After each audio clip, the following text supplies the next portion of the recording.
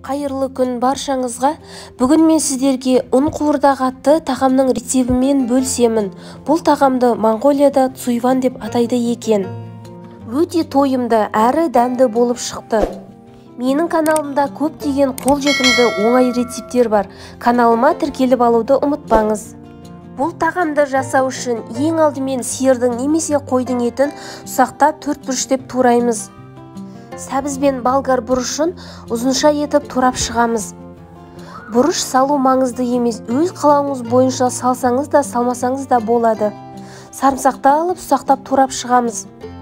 Ұсақтап туралған етті пештің астын қосып, майға қызарғанша қуырып аламыз.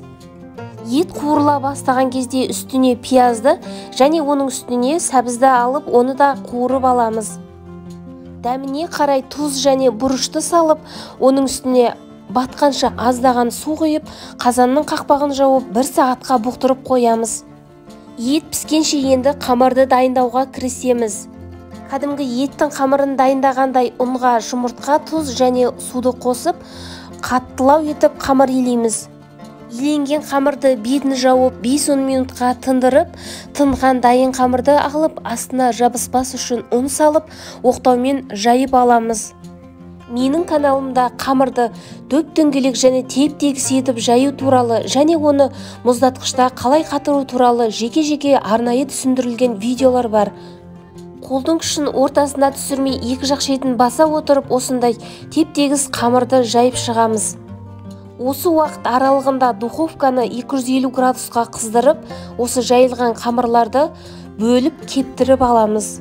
Ыстық противенге немесе ысытылған табаға осылай кептіруге болады.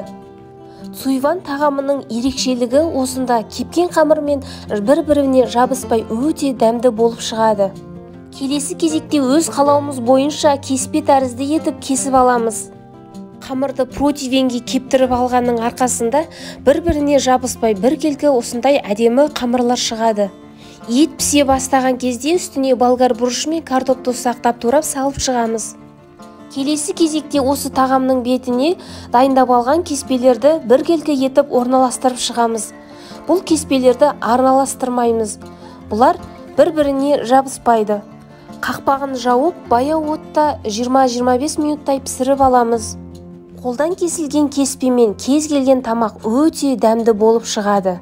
Алдағы уақытта шығатын осындай жеңіл рецептерді өткізіп алмас үшін каналыма тіркеліп, қоңырауша белгісін басып қоюды ұмытпаңыз.